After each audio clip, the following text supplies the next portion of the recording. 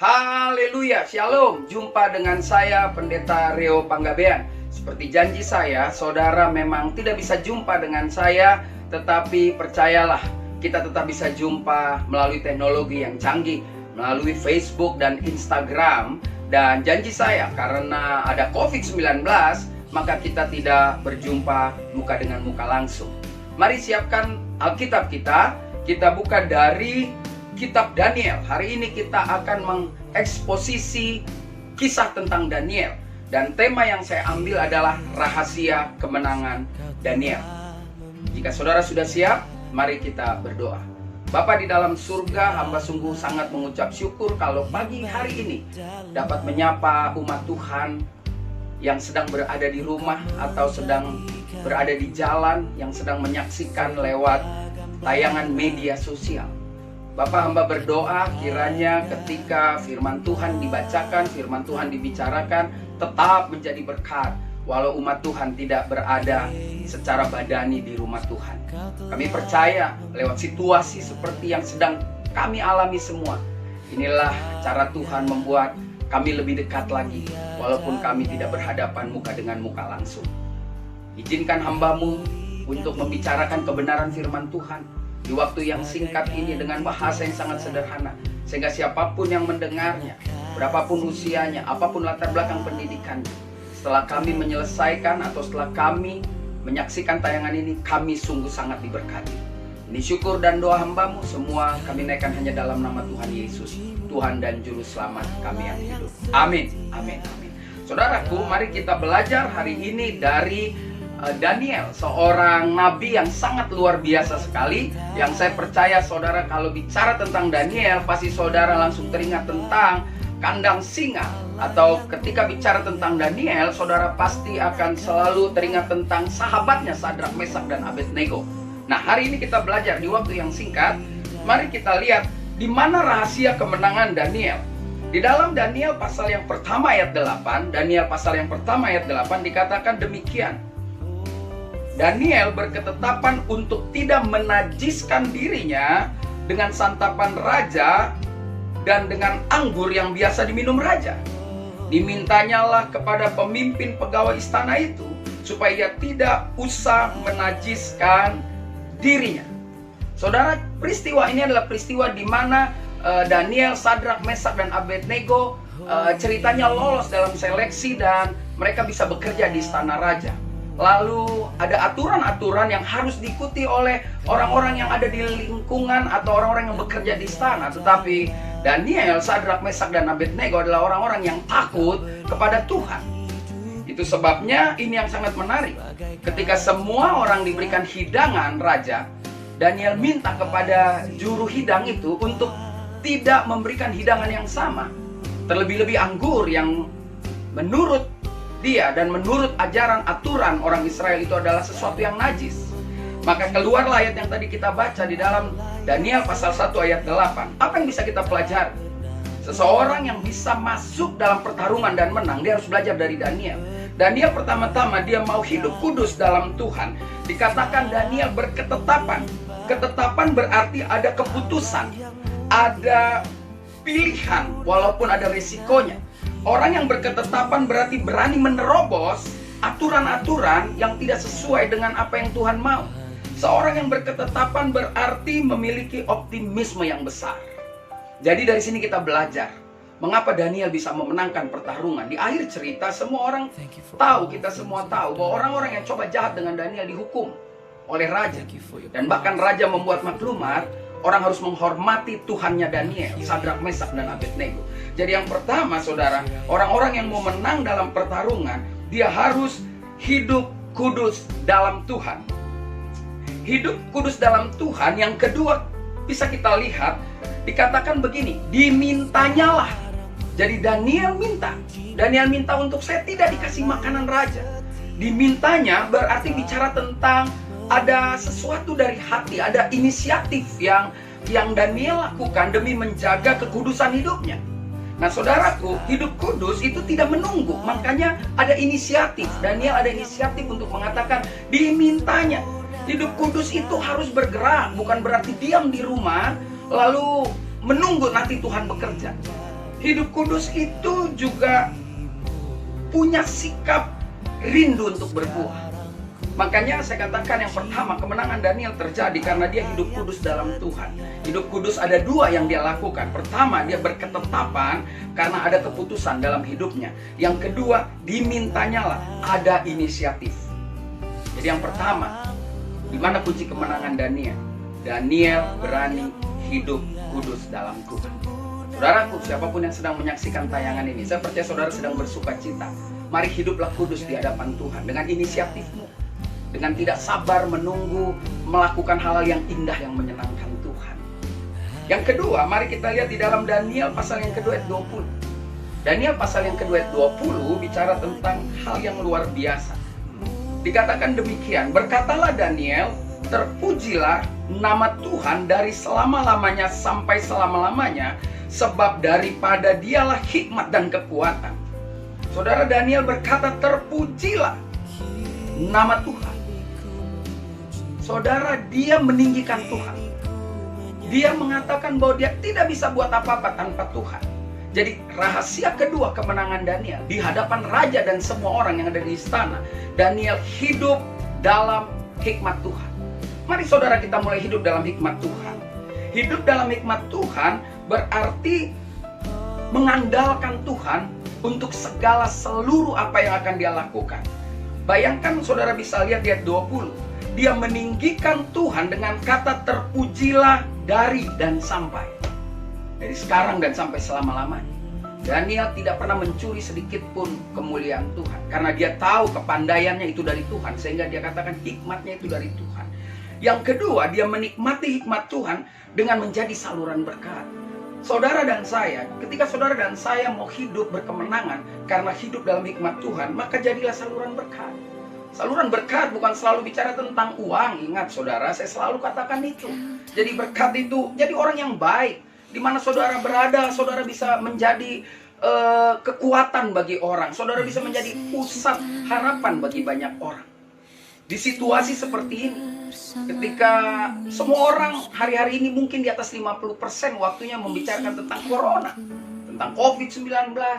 Saya ingin katakan hari ini, saudara, jika saudara percaya sama Tuhan Yesus, saudara akan menang lewat kasus ini. Saudara bisa menang lewat musibah ini. Saudara bisa menang lewat virus ini. Yang penting yang pertama, saudara harus berani hidup kudus di hadapan Tuhan dan mulai pakai hikmat Tuhan dalam hidup saudara. Saya selalu bilang, virus itu sudah ada di mana-mana, saudara. Sepertinya kayak nunggu giliran aja. Mungkin next ke saya, next ke anak saya, next kepada saudara, saya tidak tahu. Tapi yang saya tahu, virus itu ketika belum menghampiri saya atau mungkin dia akan menghampiri saya percaya sekali tidak ada yang bisa mengganggu hidup saya tanpa izin Tuhan. Sekali lagi, tidak ada yang bisa ganggu hidup saya. Tidak ada yang bisa menyerang saya. Tidak ada yang bisa membuat saya takluk tanpa izin Tuhan. Itu sebabnya sebagai hamba Tuhan, saya ingin beri kekuatan pada saudara yang sedang menyaksikan tayangan ini. Teruslah hidup kudus. Teruslah berhikmat dan minta hikmat dari Tuhan. Apapun yang sedang kita hadapi hari-hari ini, pedagangkah engkau, dosenkah engkau, karyawankah engkau, pelajarkah engkau, yang hari-hari ini hanya diam di rumah, hari-hari ini tidak keluar, mari habiskan waktu saudara dengan lebih banyak memasukkan hal-hal yang baik lewat firman Tuhan. Maka saudara pasti akan punya hikmat. Saya percaya, saya berdoa dari tempat ini untuk saudara semua yang menyaksikan tayangan ini. Bersikaplah seperti Daniel ketika ada masalah. Dia pergi berdoa yang biasa dia lakukan setiap hari. Berarti ada masalah, tidak ada masalah, dia berdoa. Dia mau hidup kudus. Yang kedua, ketika dia berhadapan dengan orang-orang berhikmat di istana itu, Daniel tetap bilang hikmatnya dari Tuhan. Yang ketiga, saudara, yang ketiga kemenangan Daniel karena dia intim dengan Tuhan. Hidupnya intim dengan Tuhan. Mari kita buka sekali lagi dalam kitab Daniel pasal 6 ayat yang ke-10. Daniel pasal yang ke-6 ayat yang ke-10. Mari kita lihat, saudara. Demi didengar Daniel bahwa surat perintah itu telah dibuat, pergilah ia ke rumahnya. Dalam kamar atasnya ada tingkap-tingkap yang terbuka ke arah Yerusalem. 3 kali sehari ia berlutut, berdoa, serta memuji Tuhannya, seperti yang biasa dilakukan. Seperti yang tadi saya katakan, seperti yang biasa dia lakukan. Ada masalah, nggak ada masalah. dia berdoa sehari 3 kali menghadap kota suci Yerusalem. Karena waktu itu Yerusalem menjadi pusat, menjadi sentral kekudusan. Saudara perhatikan baik-baik, ketika masalah itu ada, dia tetap intim dengan Tuhan. Hari-hari ini saya mau saudara tetap intim dengan Tuhan. Saudara jangan pernah takut oleh berita-berita yang sedang datang. Sebagai hamba Tuhan, saya harus menguatkan saudara, dan saya juga harus kuat. Saya ingatkan, saya kuatkan istri saya, anak-anak saya. Saya katakan virus itu sudah ada mungkin di rumah kita, mungkin dia sedang mengintip. Tapi percayalah, ketika kita intim dengan Tuhan, tidak ada pencobaan yang melampaui kekuatan kita. Tidak ada juga masalah terjadi sebelum Tuhan ingatkan. Saudara bisa baca seluruh perjalanan bangsa Israel. Setiap kali hukuman mau datang, Tuhan selalu ingatkan. Jadi hari ini Daniel melakukan hal yang hebat. Ketika hukuman mati ada di depan karena dia melawan titah raja, dia tetap intim dengan Tuhan. Dia tidak cari jalan. Dia tidak menjadi seperti orang yang pergi ke minimarket lalu dia beli semua karena dia ketakutan. No, dia hidup normal. Padahal masalah ada di depannya. Nah saudaraku, lihat, orang yang intim dengan Tuhan, dikatakan orang yang intim dengan Tuhan memiliki sikap yang pertama, ketenangan. Tidak panik. Daniel tidak panik. Dia dengar, oke, saya pergi ke atas, lalu saya berdoa seperti biasa yang saya lakukan. Saudara, yang kedua, dia selalu libatkan Tuhan dalam setiap kejadian hidup. Orang yang intim tidak pernah melepas Tuhan sedetik pun dalam hidupnya. Yang ketiga, dia punya komitmen bersekutu, berdoa dengan Tuhan. Itulah orang yang intim. Orang yang intim tidak ada masalah pun intim dengan Tuhan. Apalagi ada masalah, jangan-jangan intimnya menjadi kuadrat. Tapi hari ini kita belajar dari Daniel, saudara. Yang dialami Daniel lebih ngeri daripada apa yang kita alami saat ini. Karena kita sedang menghadapi serangan dari virus yang mungkin bisa disembuhkan. Mungkin nanti akan ada vaksinnya atau ada obat-obatan yang bisa menyembuhkan. Tapi Daniel tidak ada lagi obat yang menyembuhkan. Karena kalau tidak menyembah dewanya raja, hukuman mati. Saudara lihat apa yang terjadi. Terjadi adalah luar biasa sekali. Dia tetap tenang, dia tidak panik, dia libatkan Tuhan dan tetap punya komitmen berdoa. Saudara, hari ini ketika saudara sedang menyaksikan tayangan ini, saudara sama dengan saya, dengan Daniel. Saudara adalah orang pemenang, bahkan lebih daripada pemenang. Oleh karena itu jangan pernah takut. Ketika masalah terus mengintip saudara hari-hari ini, belajar dari Daniel, tetap intim dengan Tuhan, tetap punya ketenangan, tidak panik, lalu melibatkan Tuhan, dan dalam setiap jalan hidupnya dia tidak pernah lepaskan Tuhan. Bahkan hari-harinya diisi dengan penuh pembicaraan, bicara, bergumul, berdoa dengan Tuhan. Hari ini, pagi ini saudara, pagi ini ketika saudara menyaksikan tayangan ini, sebagai hamba Tuhan, saya ingin mengatakan rahasia kemenangan Daniel ada 3 langkah yang dia lakukan. Yang pertama, dia hidup kudus dalam Tuhan. Mari mulai hidup kudus dalam Tuhan. Apapun masalah yang akan kita hadapi ke depan, tetap jaga kekudusan. Yang kedua, Daniel menang. Kenapa dia bisa menang? Karena dia hidup dalam hikmat Tuhan. Saudara, tanpa hikmat Tuhan, tanpa mempelajari, tanpa baca, tanpa merenungkan firman Tuhan, saudara nggak akan pernah bisa punya hikmat. Kalau saudara hanya baca WA, saudara hanya baca tentang apa yang terjadi, berapa yang sakit, berapa yang meninggal, berapa yang sembuh, kok lama pemerintah, lalu datang bantuan, lalu menolak, lalu segala macam ide banyak. Hari ini saya ingin katakan, sebagai anak-anak Tuhan, saudara jangan memperkeruh masalah. Saudara cukup berhikmat dan jangan pernah teruskan hal-hal di WhatsApp, di Facebook, hal-hal yang memang tidak pasti. Saya ingin katakan ketika saudara saksikan tayangan ini, orang-orang yang menciptakan pertama kali hoax, saya tidak percaya dia percaya Tuhan. Orang-orang yang pertama kali ketik-ketik dan menyebarkan yang palsu, saya yakini dia kalau KTP-nya juga ada agama, sesungguhnya dia nggak percaya Tuhan. Kalau orang punya Tuhan, tidak mungkin nuraninya melakukan itu. Pasti nuraninya yang akan berkata, jangan lakukan itu. Ketiga, saudara, hari ini kita belajar di mana kemenangan Daniel, hidup intim dengan Tuhan. Saudara, apapun yang sedang kita alami hari ini, bahkan hari-hari ini lebih intimlah dengan Tuhan, maka saudara akan melihat rancangan Tuhan dalam hidup saudara dan saya semakin nyata dan semakin terlihat. Saya percaya minggu ini ketika saudara menyaksikan tayangan ini, saudara pasti diberkati Tuhan. Sederhana caranya untuk diberkati Tuhan. Buka hati, terima hal yang sederhana ini di waktu yang singkat dengan bahasa yang sederhana ini. Saudara dikuatkan oleh Tuhan melalui kebenaran firman Tuhan.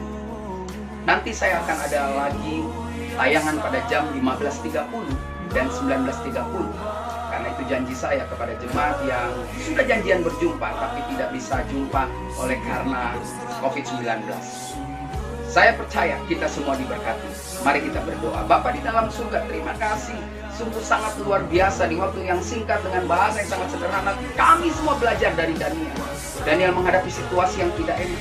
Daniel menghadapi situasi yang berat, sama seperti apa yang kami alami sekarang di Indonesia ini. Tapi kami mau belajar dari Daniel. Ketika Daniel memutuskan untuk hidup kudus dengan Tuhan. Ketika Daniel memutuskan untuk hidup dalam hikmat Tuhan. Ketika Daniel memutuskan untuk intim dengan Tuhan. Maka kami melihat di akhir cerita Daniel menjadi orang yang sangat hebat.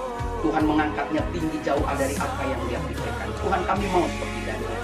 Oleh karena itu hamba berdoa dalam nama Tuhan Yesus.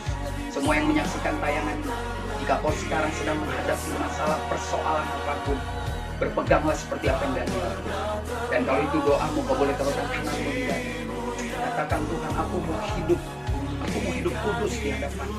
Katakan, Tuhan, aku taruhkan kananku di dada. Karena aku sungguh-sungguh aku mau hidup dalam hikmat. Katakan, Tuhan, aku taruhkan tanganku di dada karena aku mau hidup intim dengan Tuhan. Sehingga apapun yang terjadi, kami percaya tidak pernah lepas dari izin Tuhan. Ini syukur dan doa hambamu, semua hamba naikkan hanya dalam nama Tuhan Yesus, Tuhan dan Juru Selamat yang hidup. Amin. Saya Pendeta Rio Panggabean mengajak saudara untuk kembali menyaksikan renungan singkat pada jam 15.30 sore nanti. Tuhan Yesus memberkati.